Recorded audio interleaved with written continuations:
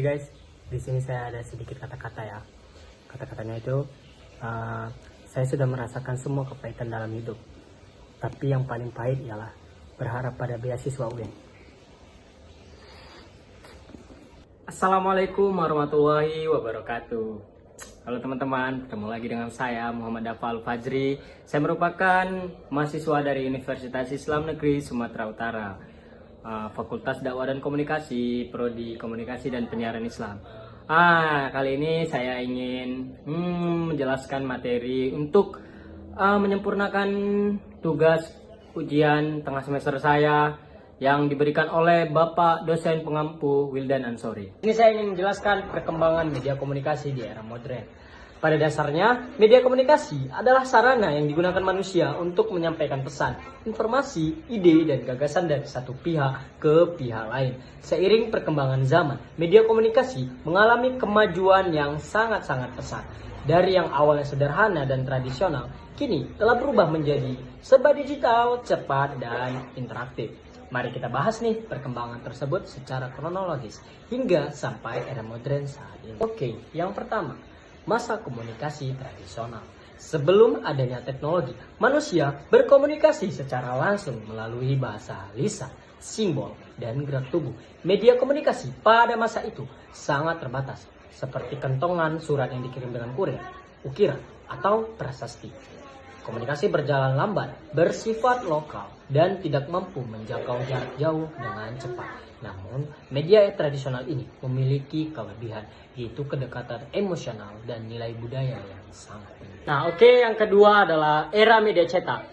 Perubahan besar dimulai ketika Johannes Gutenberg menemukan mesin cetak pada abad ke-15. Penemuan ini menandai lahirnya era media masa cetak seperti surat kabar, majalah, dan buku. Informasi bisa disebarluaskan lebih cepat dan menjangkau khalayak yang lebih luas. Surat kabar menjadi sumber utama informasi publik dan muncul profesi baru seperti wartawan dan editor. Di Indonesia sendiri, media cetak seperti media prijaji dan pikiran rakyat menjadi alat perjuangan bangsa untuk menyebarkan semangat kemerdekaan dan pendidikan. Yang ketiga adalah era media elektronik. Memasuki abad ke-20, teknologi komunikasi berkembang lagi dengan hadirnya radio dan televisi. Radio mulai populer pada tahun 1920-an, memungkinkan informasi disiarkan secara langsung dan menjangkau masyarakat yang lebih luas, bahkan di daerah terpencil.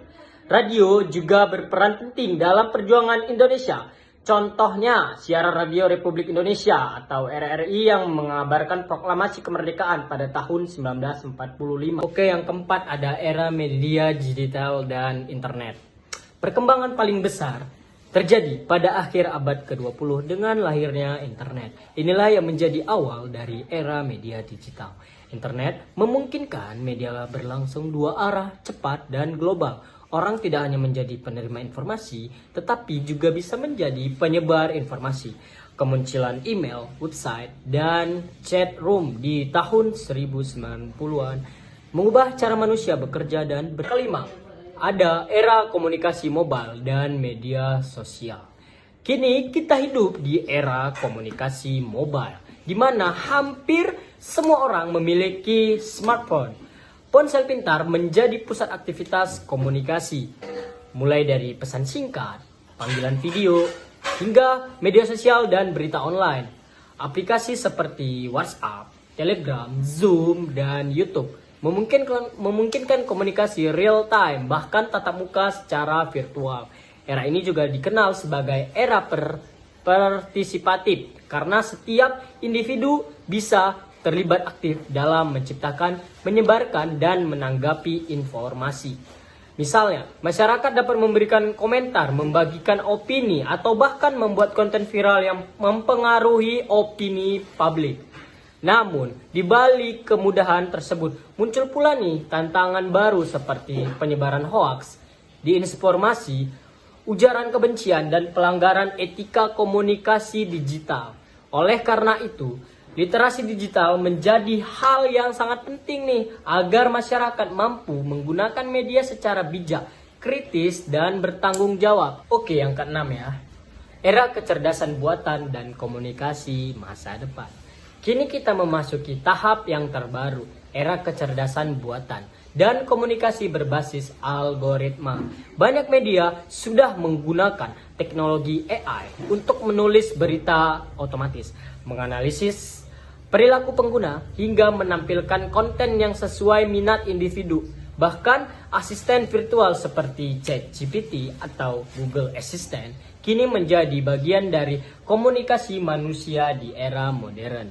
Kedepan, perkembangan media komunikasi akan semakin canggih dengan hadirnya virtual reality, augmented reality, dan Internet of Things.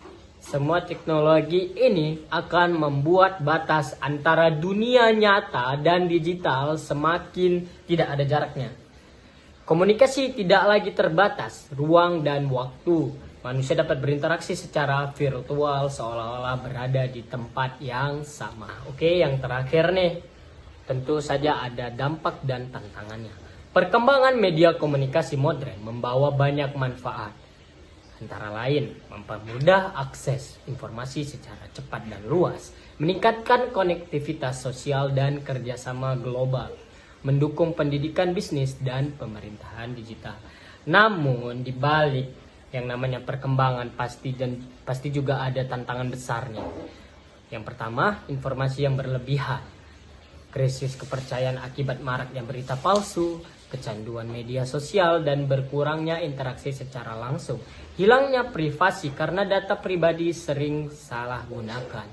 Karena itu, masyarakat harus memiliki etika dan tanggung jawab digital agar kemajuan teknologi tidak merusak nilai-nilai sosial dan kemanusiaan. Oke, sebagai penutup saya nih, sebagai kesimpulannya, perkembangan media komunikasi di era modern adalah bukti nyata bahwa manusia selalu berinovasi untuk mempercepat dan mempermudah pertukaran informasi. Dari kentongan hingga kecerdasan buatan, semua perubahan ini menunjukkan bahwa komunikasi adalah kebutuhan mendasar dari manusia. Namun, kemajuan teknologi harus diimbangi dengan kesadaran moral, etika, dan literasi digital agar media-media ini benar-benar menjadi alat untuk membangun peradaban, bukan menjadi perusak.